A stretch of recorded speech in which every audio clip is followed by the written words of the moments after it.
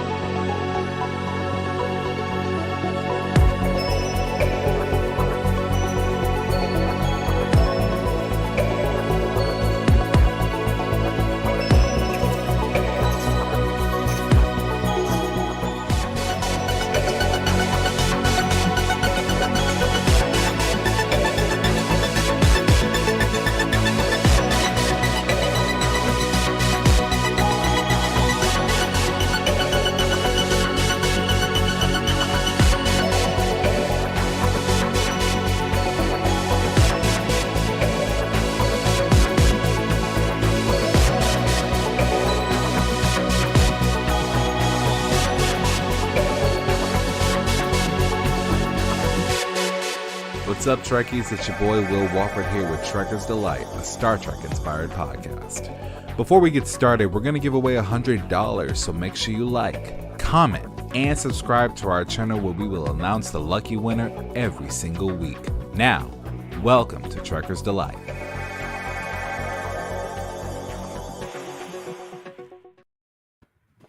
So earlier I said that we have a recap of the episode, and yes, we do. We do have a recap, but I just want to preface it. I just want to let you know that I'm talking as fast as I possibly could because there was a lot that I wanted to talk about in this episode, and so let's go. This is a recap of Star Trek Strange New World Season 1, Episode 5, Spock Amok. The episode opens with Spock being in a dream state on Vulcan, fighting his two halves, Vulcan and human, for the right to marry T'Pring. Of course, it all reminds us of Amok time. Spock and T'Pring schedule time to spend with one another, but Spock is in the middle of helping with diplomatic negotiations. T'Pring is doubting Spock's commitment and gives him the coldest of shoulders, leaving Spock to determine how best to proceed. T'Pring has been tasked with rehabilitating someone who has rejected logic and is a fugitive. We see Admiral Robert April again as he briefs Pike, Uhura, and Spock about diplomatic negotiations with the Rongovian Protectorate, which is placed between the Klingon and Romulan empires. Now, let's take some time. Come on, just some time, right? To check out the homage to the green dress uniform of the original series. Talks with the Tellarites didn't go well, but it seems they're willing to meet with Pike, but Pike needs his Vulcan science officer. Artagas and Mbinga beam off the ship for shore leave, but Chapel spends time with her lover who wants to become more serious, to which she viscerally responds, but leaves without answering his question. Una and La'an decide to stay on the ship, but not without learning Una has a nickname, where fun goes to die. Realizing his error, Dr. Mbinga orders Kyle to beam them down. La'an reassures her that it doesn't matter, but Una remains affected. Just then, alarm sound. Someone is trying to sneak onto the Enterprise. Both Una and La'an consider this to be fun, but find two ensigns playing a game. Spock, seeking relationship advice, goes to Chapel for help. She laughs at his foolish attempts at love and reminds him that he must put his relationship with T'Pring before all else. In an effort to connect, Spike invites T'Pring to share their souls during a ceremony, but something goes wrong and they must both inhabit each other's body. As they are both feverishly trying to change the situation, Pike walks in asking for Spock to help him with the negotiations because the Rongovians only want to deal with Spock. They both realize they must trust Captain Pike with this information. Pike insists on the use of Spock's body. T'Pring agrees to this and orders Spock to find a solution. Just then, T'Pring's assistant tells Spock the fugitive has agreed to meet with her alone. Only after seeking Chapel's advice does Spock agree to meet with the fugitive, but again, he insisted Chapel comes along. This time, as the Rongovians deal with Spock in a rather logical manner, T'Pring is doing well with the question of cultural homogenization is brought up, which causes Pike to interject, of course. He knows this is not something Spock would say, and so he attempts to remind T'Pring of Spock's duty. Pike's insertion in the matter impresses the Rongovians and also allows T'Pring to see Spock from a different perspective. When Spock takes Chapel to see the fugitive, he immediately reacts to Chapel's presence and becomes difficult as he hates humanity and makes him rethink his choice. Spock, as T'Pring, does a good job of not overreacting until the fugitive begins bad-mouthing Spock, which causes him to punch the fugitive out. As Una and La'an interrogate the ensigns, they learn of the game Enterprise Bingo. Neither of them knew about the game, likely because they are both so serious. They decide to play the game, which is all about breaking the rules. They are seen chewing gum and rematerializing to see if the flavor of gum returns. They are also in a turbolift, seeing who is faster at getting to destinations. After Mbinga's fly fishing, we see him use a sea urchin that Dr. Phlox would be proud of to switch the consciousness of the two into their correct bodies. This time, Pike leads the negotiations with the Rongovian and instead leads with empathy. He explained things from the perspective of the Rongovians. Of course, all other Starfleet personnel are worried by the captain's decision until they see the Rongovians set the sails, signaling that they will give the Federation access to their territory or space and join the Federation. Not impressed with the game, they kick it up a notch. They create a force field over the hull of the Enterprise to sign the longest remaining piece of the hull still intact. The two sign the hull, not without seeing the Rongovian sail above their heads.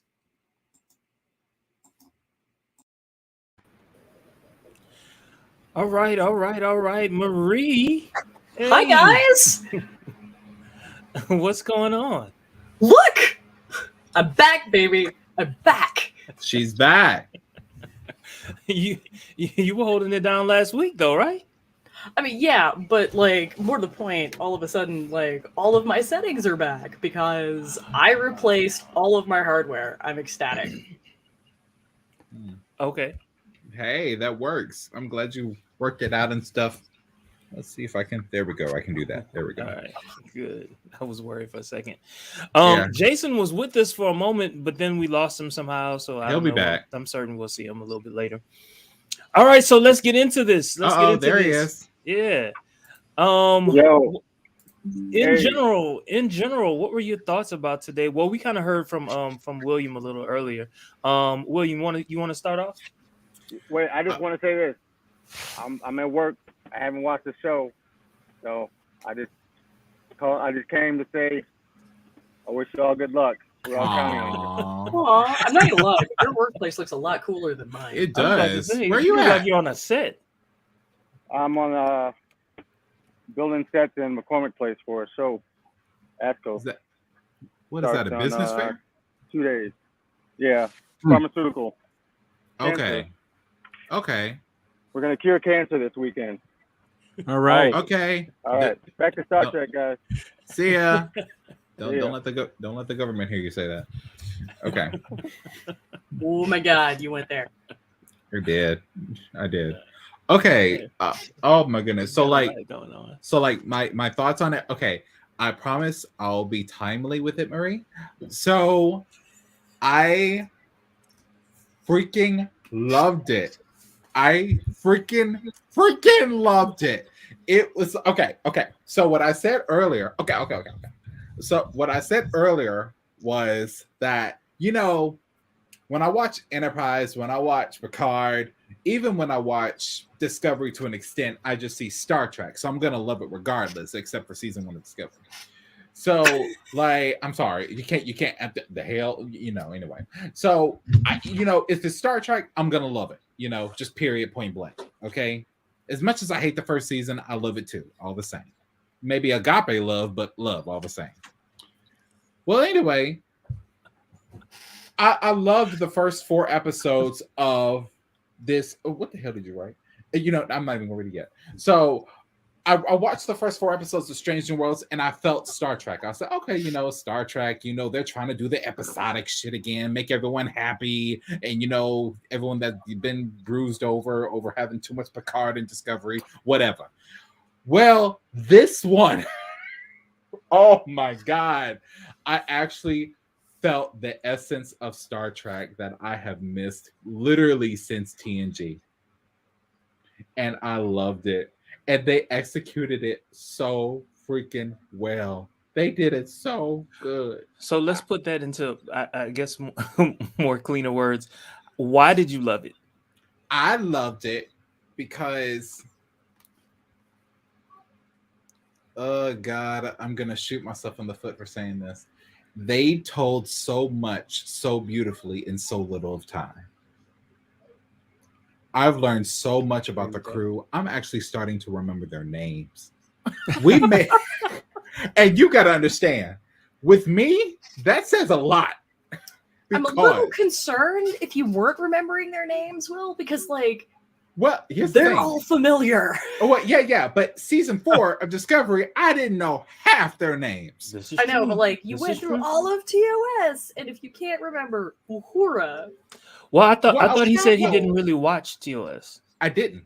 I know, but like by this point, it's kind of in the zeitgeist. Well, yeah, because I'm starting to remember. I don't even consider her number 1 anymore. She's number 1, but I know Uma that's number 1. Una. There's Una. Okay, so I keep getting her name mixed up with Uma Thurman because I love her. She's one of my favorite actresses. I wish she would keep acting. But anyway, I love Ortega. I love them all. I love what's in it? Lon? Chapel. La'an. Chapel. I mean, Chapel's Chapel. Chapel is my best friend. Again, I would leave my husband for Christine Chapel like now. Seriously, like Chapel gave me Emma Stone vibes. Like, I don't know why. I just so free spirited. Just love it all. The fact that I can remember it, that's the point. Whereas in Discovery, I didn't know half their names. I even made a joke saying, I feel like you still don't. I don't. I can't identify a member of the Discovery crew that I don't know their name of without sounding racist. I can't. We have run into that, yeah. We have. I'm like, who is that Chinese motherfucker over there? Like, I kept language. I'm sorry, but you see how that sounds. I'm sorry, Jermaine. Words. But anyway, I'm serious. So I'm remembering them, and I'm remembering their stories. And I actually got to see La'an smile for once. Good Lord, I thought we were gonna have to put the heifer up against a Klingon or something just to get her to crack a smile on that Antarctica frozen mouth she got. Like seriously, like I shouldn't have said that. But anyway, all I have to ask is how cool would it be to sign the Scorch? Right? Oh man! Oh my God! Oh my God! I flipped so hard. I said, "Oh my God!" Like that is so cool. So because first off, if we do not start having Enterprise bingo games at conventions, I am going to feel very cheated in life. Yes. Yes, we need to play Enterprise Bingo, or in our case, Trekker's Delight Bingo. I don't know, but we got to do something. I'm a little concerned of what like Trekker's Delight Bingo would be, and whether or not it would actually be, publishable. I'm just saying. Have you guys watched After Trek or the Ready Room? Sorry, with Will Wheaton. No. Oh, they play Enterprise Bingo with the crew. How? They got questions. So the one question, like the first question they ask him is, "Have you sat in the captain's chair?" That's an easy one. I'm certain everyone has, right? Nope. What? Some have not. Some have serious? not. Who did not? Because I would Hammer hasn't. Hammer hasn't. Well, he's only been on like 3 episodes. T'Pring hasn't. I think everybody else had. Like I would legit be kicking Anson Mount out of that seat and be like, no, nah. Yeah.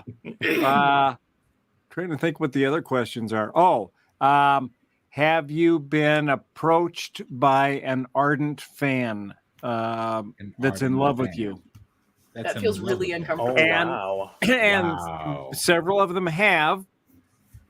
Already? Fortunately, yes. Fortunately, especially Ethan Peck. Of course. But Shut up, Jermaine. Christine Shut up. Chapel has not been yet. So I Okay, think go there's on. an opening there. Yeah, go on. Oh, sweet. So, like, what you're saying is I've got a shot. Yes. So that was one of the other questions. I don't know. They had a whole bunch of them, but number one, and who else? I think Laan won the bingo, if I remember rightly. I know Una did. I can't remember if Luan was the other one that won, but anyway, it was fun to watch. There was a lot of cool questions. Chong strikes me as someone who has depth and is more than willing to do some crazy shit. Right. Yeah. But Okay. you know, look at that, and then you could easily make a enterprise bingo game for a con Right. based on Yeah. that. Right. Yeah. I'm Yeah. seeing an Instagram post for Trekker's Delight. Ooh. You are? Is that a good thing? Ooh. Yeah, I mean, you know, be fun with it. Like, what could you do on social media? Right. Right. Good point. Mhm. I And mean, how- anyone who has ever gished is going to tell you quite a lot. What is gished? What is gish? So gish sounds- is It sounds sexual. It sounds like a Jewish Ferengi it's term. not. It is literally. It started out as the greatest international scavenger hunt the world has ever seen. It was Gish was. Okay. And, International scavenger. I gotcha. Okay. No, so it was like Supernatural. The guy who plays Castiel actually put it together. Okay. And so like, and it's all sorts of crazy stuff. Like at one point, Mhm. I distinctly remember possibly drawing Captain Picard's face on my bathroom mirror with toothpaste. Oh, with toothpaste. With toothpaste, That's because unruly. that was one of the things. Like you compose like poetry and then videotape yourself doing it. Like, Oh, I love it. I love it. I you do absolutely crazy love it. art projects. I mean, it's super fun. I love it. For those of you who are watching, look, if you have ideas, let us know what those ideas are, and I promise Please you we'll let put us it together. know. And hello We'll put to it the together. 6 people that are tuning in right now. We really Also, appreciate you being here. Marco, none of it can involve entertainment rants like swag. You Just already know saying. Marco is here. You know Marco is here somewhere. No, I may or may not.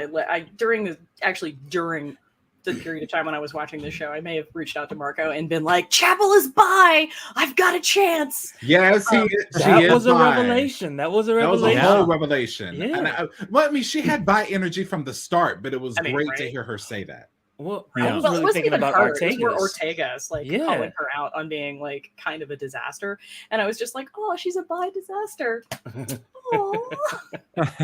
But look, so I wasn't gonna bring it up, but since you brought that up, now I've got to ask about Mbinga, because when the two of them walked into the sick bay, they were like, "Hey, is he going to something about this guy or whatever?"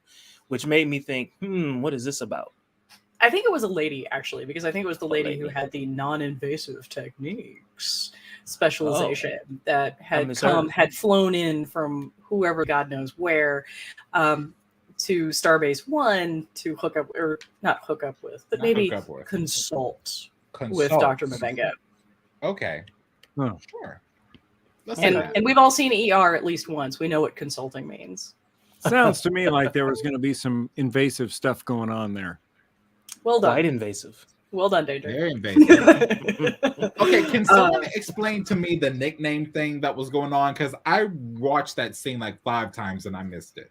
Like, Because Well, they so literally then- referred to Una and Laan as, you know, the nexus of where fun goes to die, because they're not fun people, or at least Right. no one else realizes that. I They're really fun. thought I thought Ortega's was being sarcastic when she said that. No.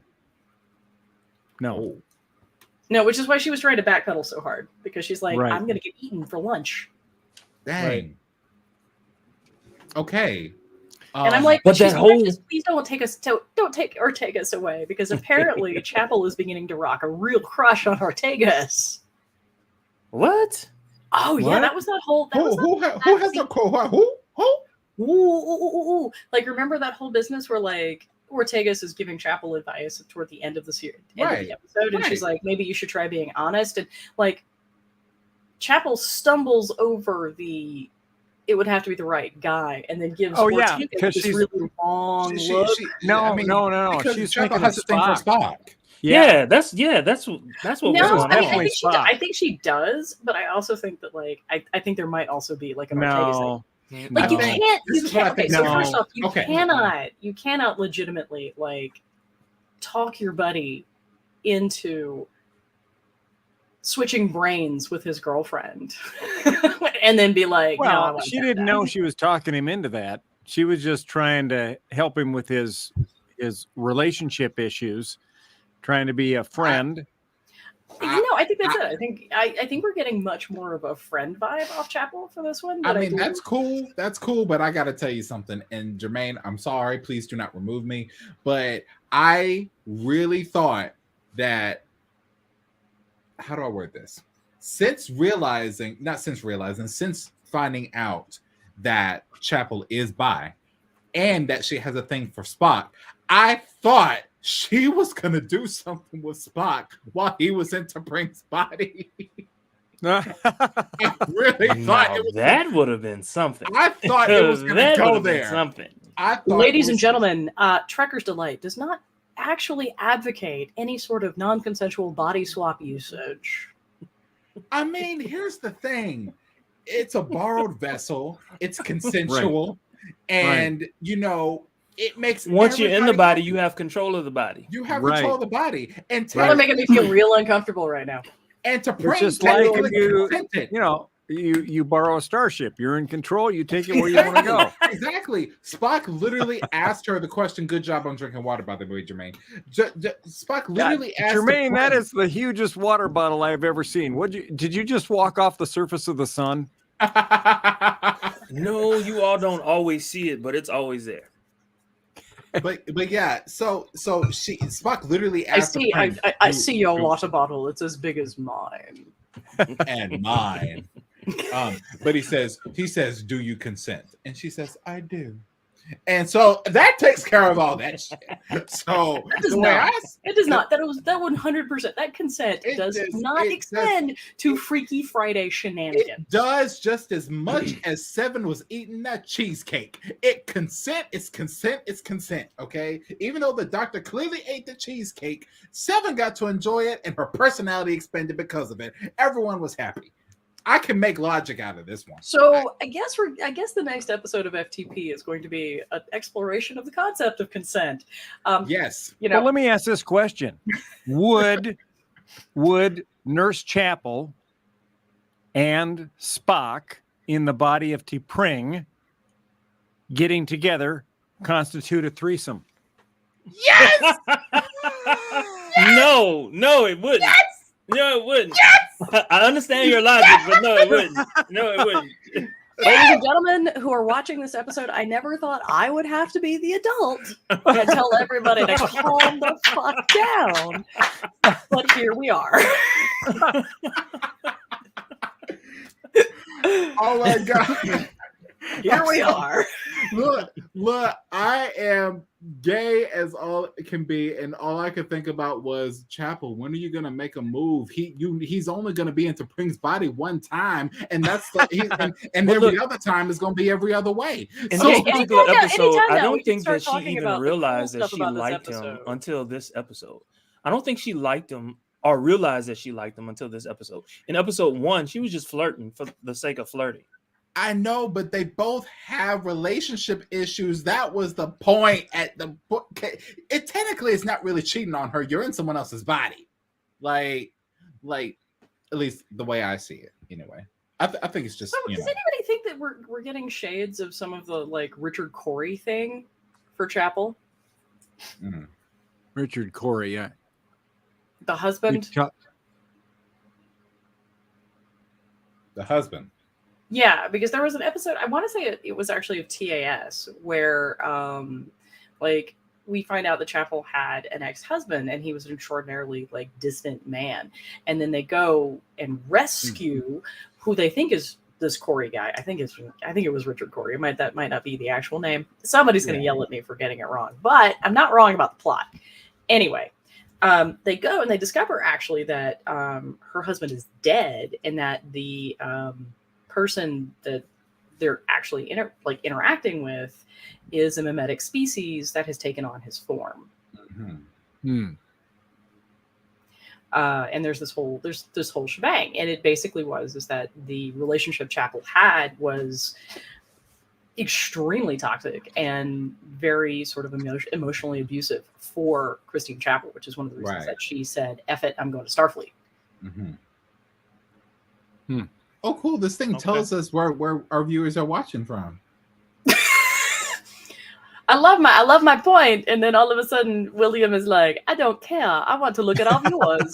Thanks, I care. You made a valid point. You made what was that point, sweetie? I will definitely tell you. Give me 1 second. I gotta rewind and watch it again.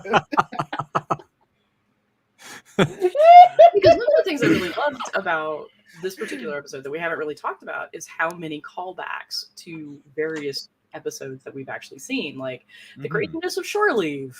Seen that a lot. Obviously, Amok Time, almost down to. Did anybody else really enjoy the fact that we get like an almost move for move re-choreographed sequence in Spock's Nightmare? I will say this, Marie. I loved it. I thank you. I thank you for having me watch Amok Time. Yeah, seriously, I was literally like, I turned it on and I was like, and William wouldn't have known this except for me.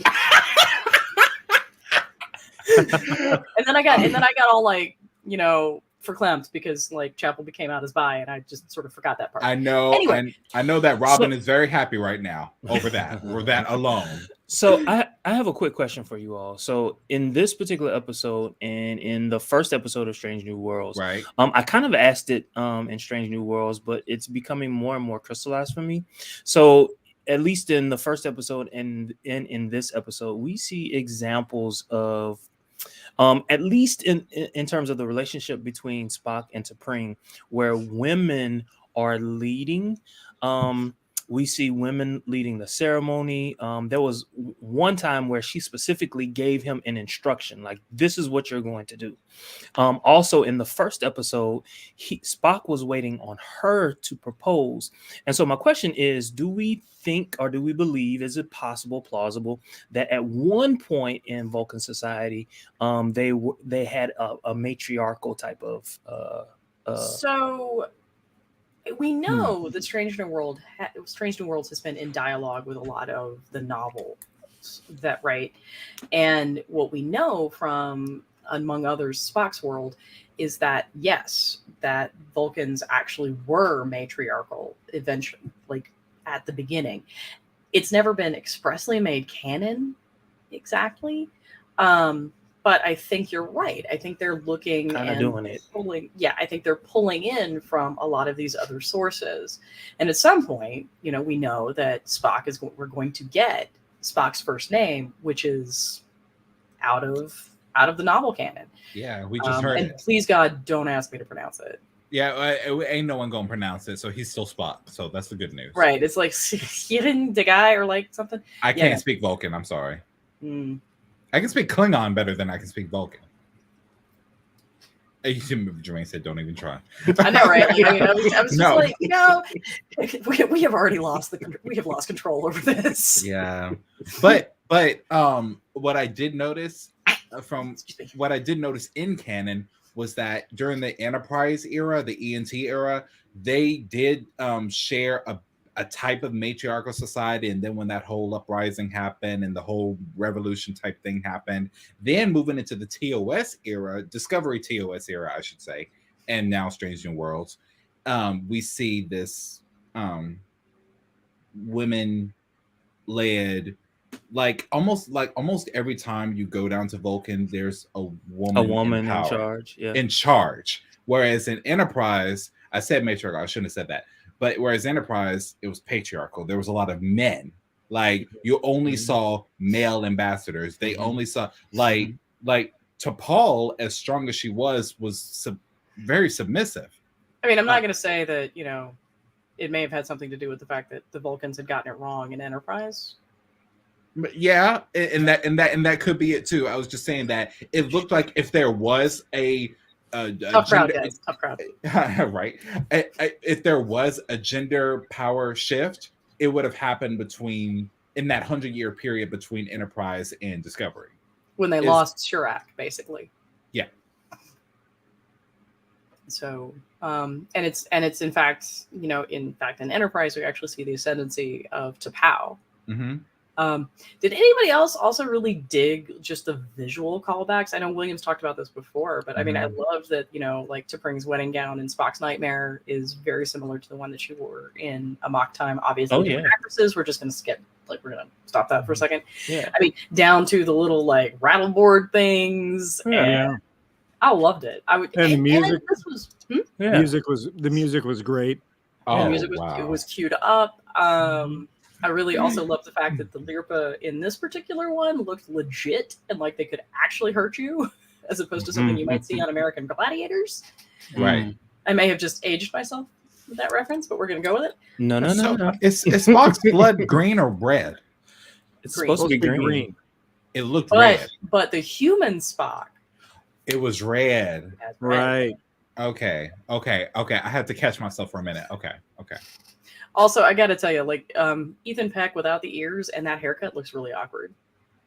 I think what they did was, I think what he said was, take all this off of me. Take it all off. Don't give me any makeup. Don't give me anything. I just want just me. And I appreciated that. But here's the thing. When he went back to his Vulcan self, I started to see just how fake, of course they're fake, but just how fake those ears are. They look like giant hunks of plastic.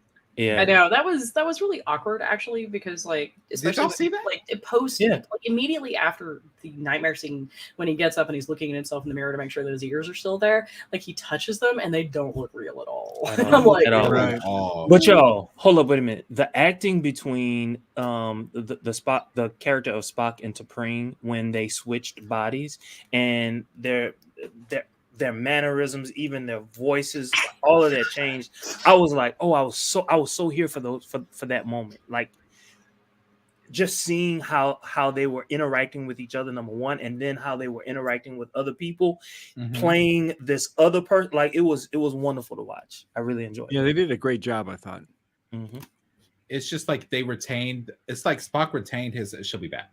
It's like Spock retained his Vulcanness. Okay. Well, the actor, I should say, Ethan retained his Vulcanness, but with a feminine touch. Exactly. He always it's like it kind of reminded me of Dax a little bit, where each host had different mannerisms, right? Yeah. And Dax would always have her hands behind her back, right? Or their back, I guess I should say. Well, Spock does too, for one, whereas T'Pring has her hands in the front. Yeah. And I was like, oh, and the way she said, I ain't gonna lie, I was kind of little. I had a little bit of a moment the way T'Pring in Spock's body called the captain Chris. I had a moment, and I was like, and I feel that was a little awkward. I feel like that was for me, and I might be reaching, but Marie helped me. But I feel like that was like a hint or like an homage, a nod towards the little made up thing between Kirk and Spock later on. Like, it's just the way, oh my God, Chris. I was like, oh. I don't know. I really enjoyed watching Anson Mount's face change. He didn't know what to do. Right? He's just like, she can't really. He's like, he's like, you're in different bodies, and then he's like, you're kidding, right? And it's like, no, we're like, this is Freaky Friday Enterprise style, guys. I'm surprised they didn't name it that. Like, I don't know, man. Spock Amok was pretty good. It was pretty good. Oh, last thing I gotta say. I gotta tip my hat off to Christopher Pike. Like, of all the captains in Starfleet, he is the most understanding. He's the most compassionate, and he's the most, bless you, and he's the most transparent. And I think that was influenced with the vision that he had on that planet with the time crystals. I think there was a bit of influence there. But when I look at the other captains, I feel like Sisko was a great father, but when it came to his crew, he just tolerated a lot of stuff. Picard, everything was a speech. Like Kirk, he won't stop at anything that moves.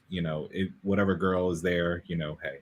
So what I think is really, really interesting and fun, and I like where you're going with this. Yeah. A lot, but I'd like to build on it. So I'm going to interrupt Please. you. I'm sorry. Please. Is that I think what we're seeing with Christopher Pike is a much different version of masculinity. Yes, and I like it. Star Trek. Mm-hmm. And like it's in the little things. It's not necessarily terribly overt. It's in the stuff like, for example, we know that Una and Spock are both aware of what Chris Pike saw with the time crystals, right? On the on the Klingon, in the Klingon monkey planet. And that's not, and if we had Picard there, no one would know. It's true. No one would know. The same thing is true of Kirk too. Like, I mean, there would never have been a discussion with everybody else. I really love the fact that when Chris Pike is negotiating with his crew members and looking for advice and for recommendations, it's not like it's very much a negotiation in a way that it wasn't ever with Kirk or Picard, and certainly not Archer, because, well, yeah. And I think you're right. Like, Sisko doesn't quite do that because Sisko was dealing with an entirely different set of issues, right? Like, I mean, he was dealing with a set of, like, sort of like a mishmash crew, honestly. Mm-hmm. But we've got Chris Pike, who's had the opportunity to work with these people and get to know them. And he's also, I think, demonstrating a greater level of emotional intelligence than we've ever seen a captain on Star Trek portray up until, I want to say, Captain Burnham and possibly Saru. Okay. Like, one of the moments I really loved in Memento Mori is at the end when La'an is still coming down from the stress and the terror and having, basically had to rip herself open for someone else to figure out how to get them into a situation where they're better off facing the Gorn. And she's still afraid, and she's still basically, very worried about what's going to happen. Right. And, at no point does Pike give her a platitude, right? He doesn't say, no, it's going to be fine. We're going to be prepared next time. He doesn't say that. What he says is, we're not going to be as surprised. And that's because of what La'an gave them, which is the ability to understand the light language that the Gorn use with each other. They've also had the opportunity now to identify this entire trap mechanism, right? But I think it's really, really pointed, and it's a wonderful way for him to communicate to her, one, that he values her contribution and has a real idea of what it cost her. And two, it's a way of being reassuring, but also recognizing that her concerns are valid.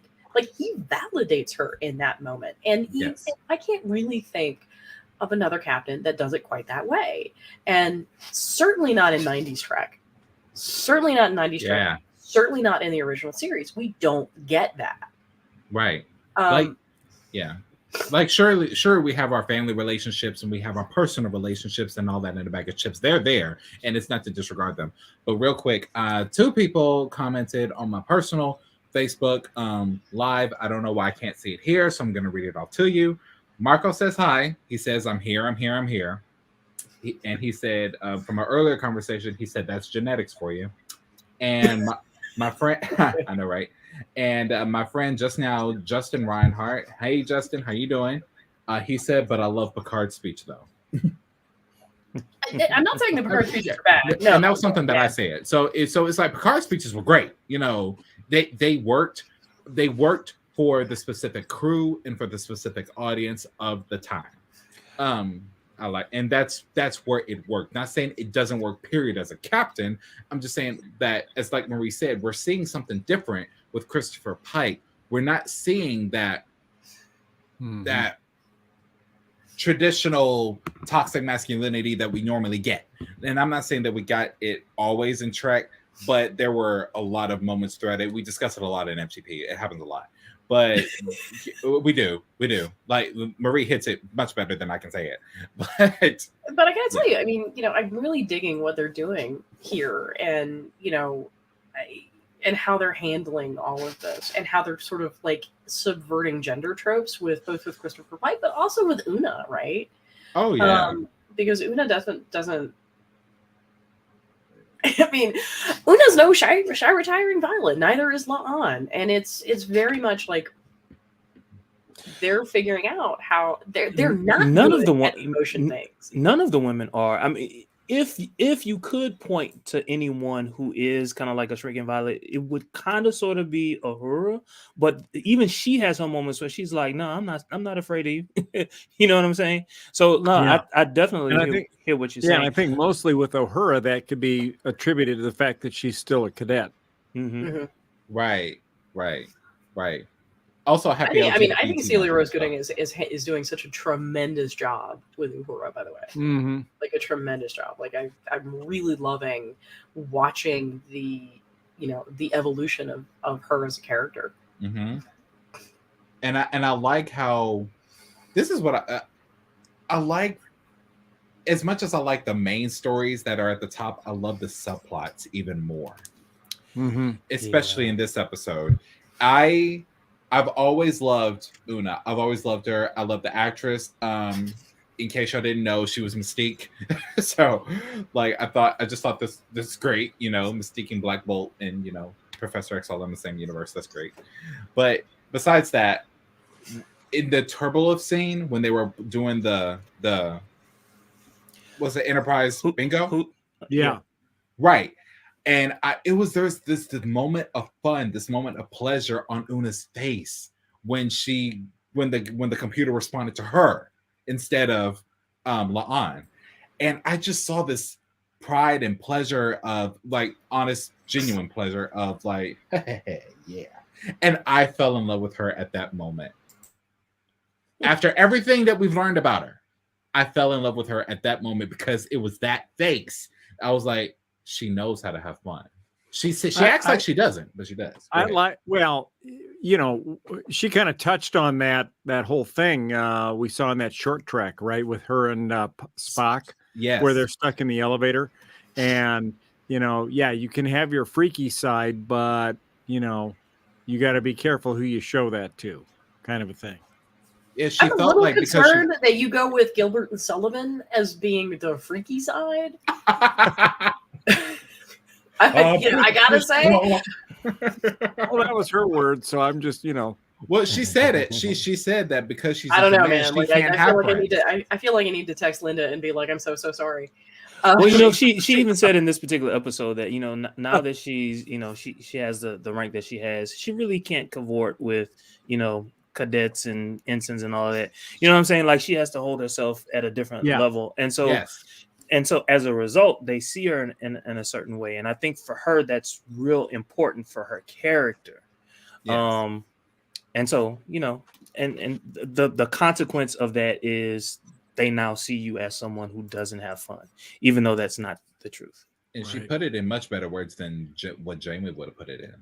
Like, because it's like, I suppose when you have women in command in Starfleet, they are inevitably held to a higher standard, which is why Janeway wasn't allowed to explore as many things as we would have loved her to. Well, I think that was because of when we were watching Star Trek.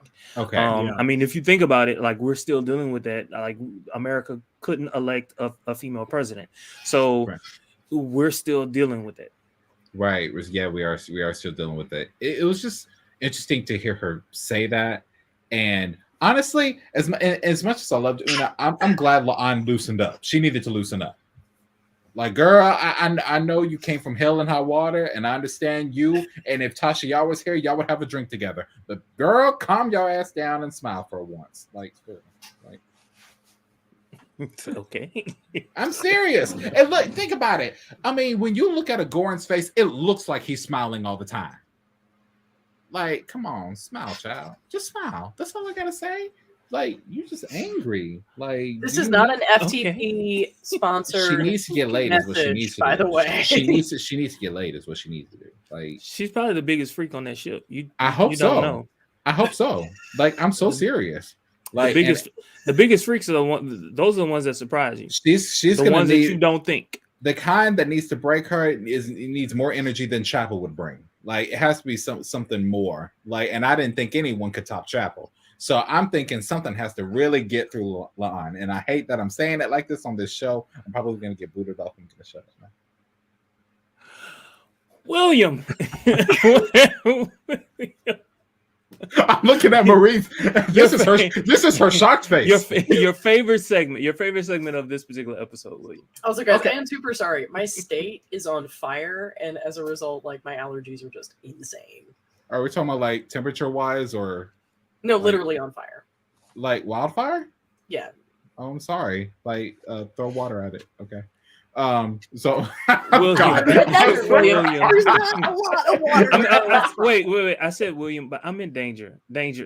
Oh, okay. Sorry. Yeah, Danger, you go first. I gotta put myself in timeout. I mean, they look so much alike. Yeah, Well, Danger's first name is William. that's right. Well, so I had two favorite parts. First, obviously, was the homage to Amok Time in the beginning, Spock's dream, where he's battling himself, and the music and all of that just was so evoked the original series for me, and then also seeing Pike in the green tunic, right? Oh, yes. Yeah. Yes. Yeah, that I'm was not gonna lie. I was also gonna point this out if somebody else hadn't. It was like, this is so much a better version of the nursing shirt than I think we ever saw. right. Nursing shirt. Who wore it better? Oh Pike. wait. Yeah. I like the color of Pike's better too. Yeah. I like the color of better, and I also. I mean, like he the has leather a better shoulder fit. pad thing he's got going on there. Yeah. I like the shoulder pads they put on it.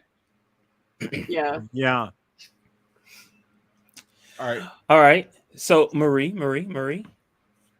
your favorite scene? Oh my gosh. That for me has got to be like the second greatest line in all of Star Trek, which was, or the exchange was, "I don't care for hijinks." I do not either. However, it appears that in this case, hijinks are the most logical option. I fell out of my chair. I was laughing so hard because like the whole ridiculousness of the whole concept of them like Freaky Fridaying on Star Trek was just amazing. And I was just like, I can't. And of course it ends up being T'Pring and Spock. And like, I get it. I really love what they were doing with that. And it makes it so much, for me, it also makes like the evolution of that relationship that as it's working in this episode makes Amok Time so much worse. Okay, all right. So I feel like we're gonna do an Amok William? Time part 2. I feel like we have a lot of ground to cover now. I probably need to get back on it. Okay. So I'm just gonna name my top 3 moments that genuinely made me smile. And I mentioned a few of them already, and so I don't really have to go into detail. But my first moment was, of course, when T'Pring and Spock's body said Chris. I thought that was kind of cute and hot at the same time. That was one. Number 2, seeing how happy and proud Una was in that turbo lift, in that one shot, and y'all know what shot I'm talking about.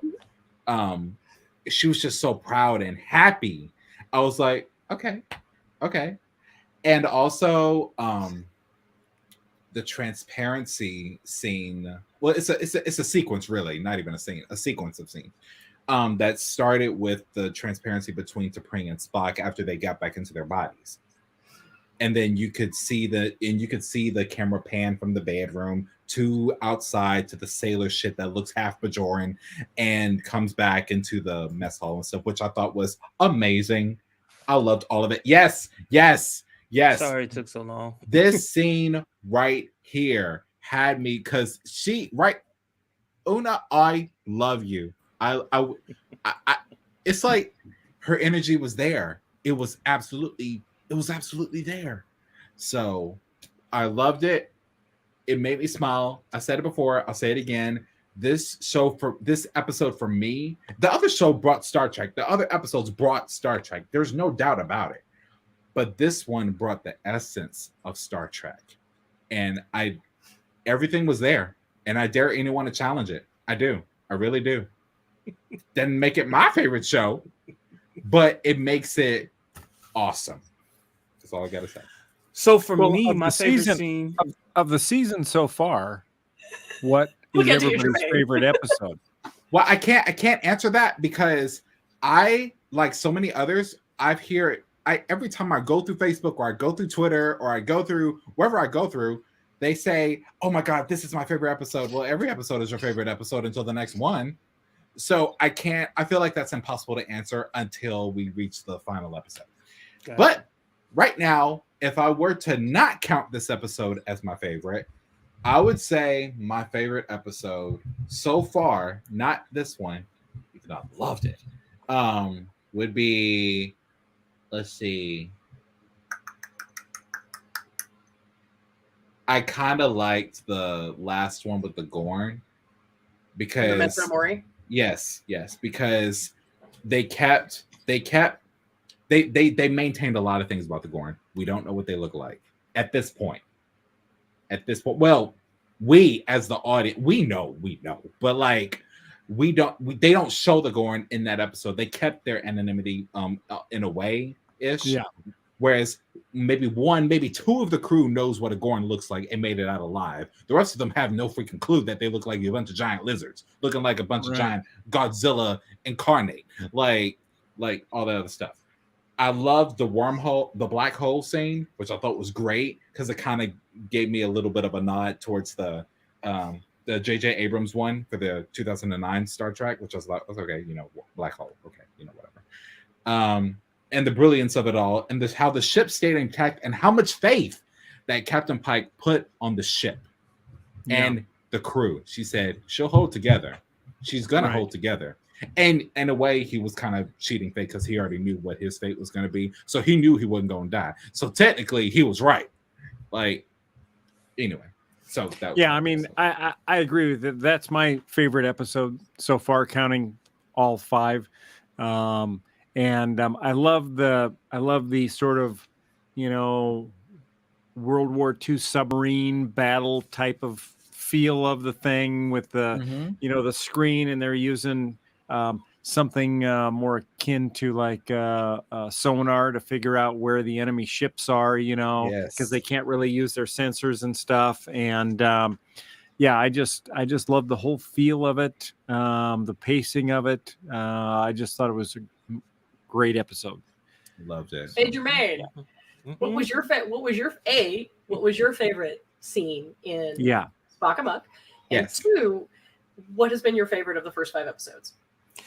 So my favorite scene is actually a scene that no one has talked about, but it was my favorite because we got to see how Pike was able to basically just take information and say, okay, this is what's really going on, right? When he was dealing with the Rongorians, and he was able to basically say or tell them basically what they wanted to hear.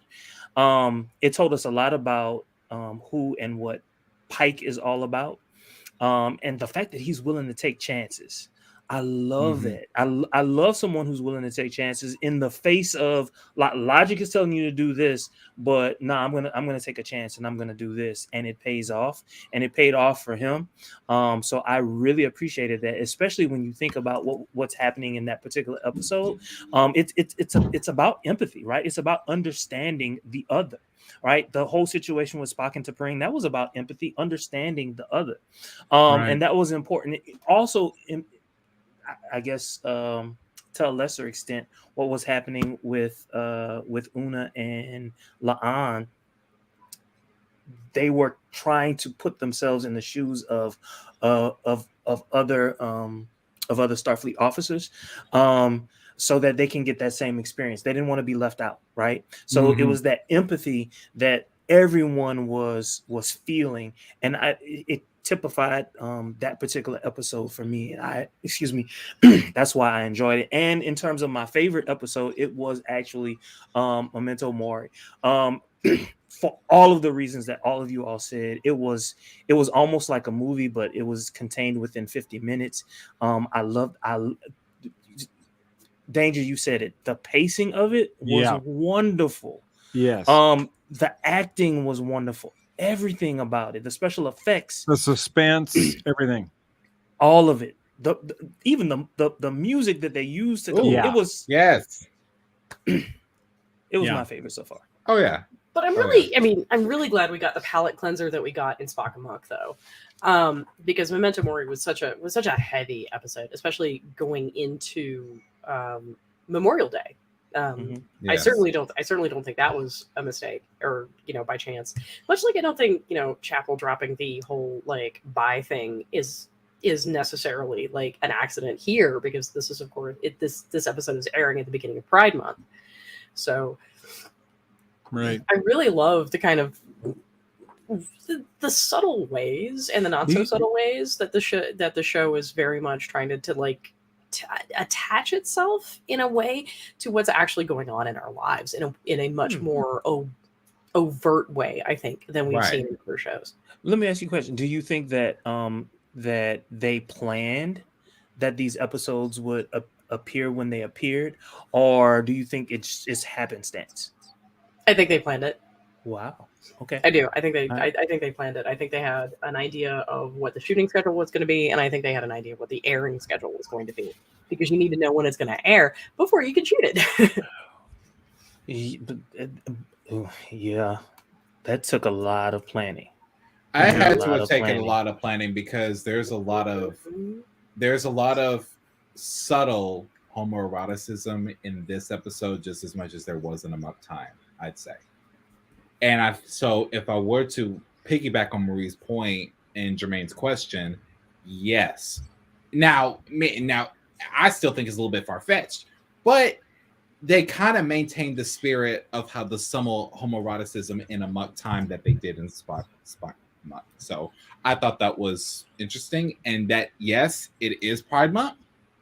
So I was like, okay, maybe they just did like a wink and a nod. Yeah, like they don't have to put it out there. They don't have to bluntly say it. Well, it's just.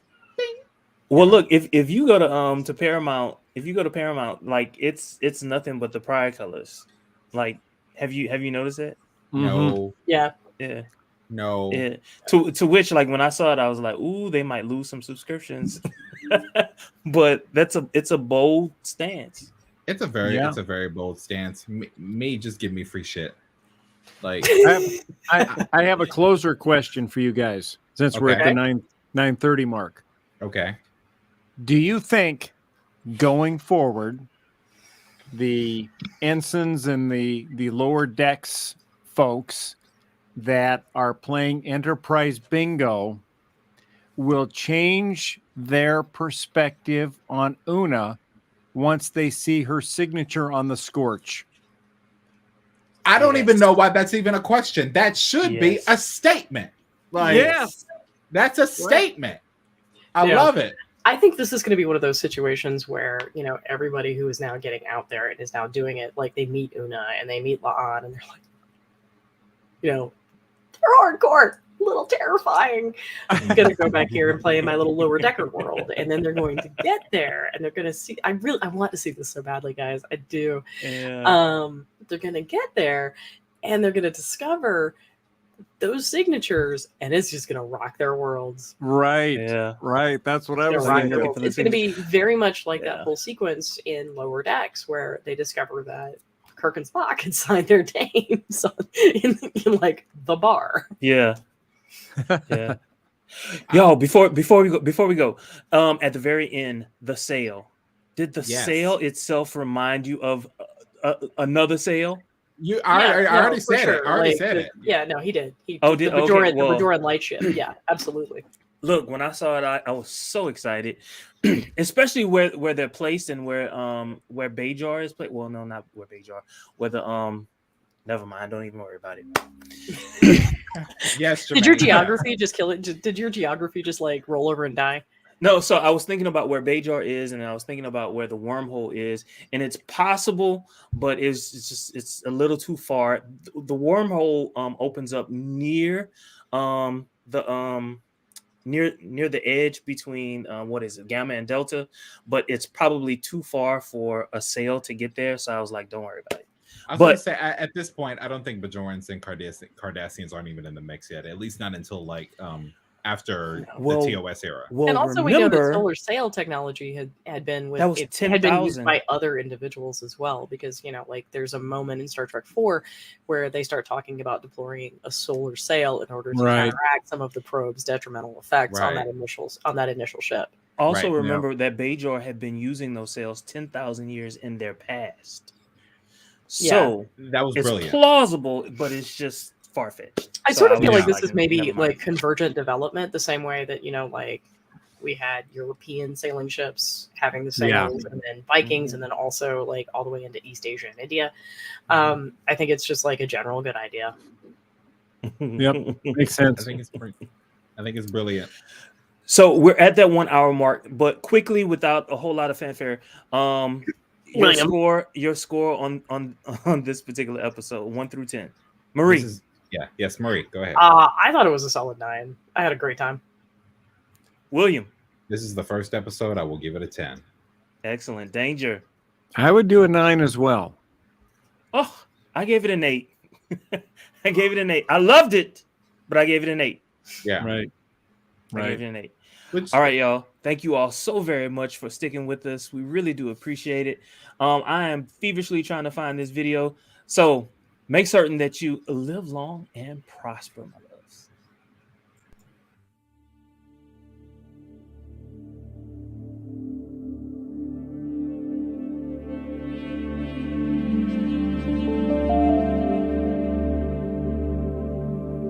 Now, again, I'm going to say this again because we're near the end of our show. If you are our allies, we are not talking to you. We are not talking to you. This does not. Okay, we're not talking to you. Stop trying to take our and make it your goddamn business. It ain't got nothing to do with you. It ain't got nothing to do with you. Our experience of grief independently.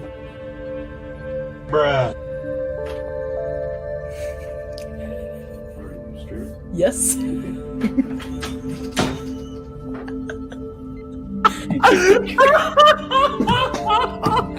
I love that they're in the comments. So much is like I'm just reading the comments. Yeah.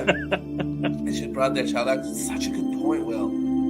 God, that's such a good point. And he's really thought about it too. You should be here. William, get over here. I thought he had a girlfriend on Insta. It's been ages since I've mucked about, but